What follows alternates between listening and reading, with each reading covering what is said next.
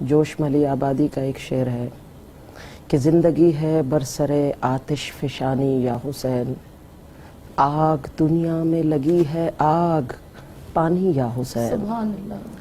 مولا کی تشنگی نے پوری کائنات کو، آدمیت کو سیراب کیا ہے۔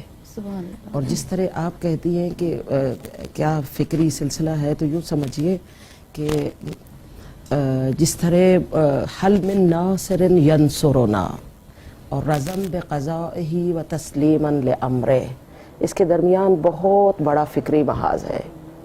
اور یوں سمجھیے کہ ظلم کے خلاف جنگ یہ خدا کا اپنا الہی محاذ ہے۔ تمام انبیاء کو اسی حوالے سے بھیجا، اور اس کا جو معراج ہم دیکھتے ہیں وہ ہم کربلا میں دیکھتے ہیں، جہاں پر حسین موجود ہے۔ اور یاد رکھیے گا، ہم غم حسین منا رہے ہیں، تو غم حسین ہم کس طرح سے منا رہے ہیں؟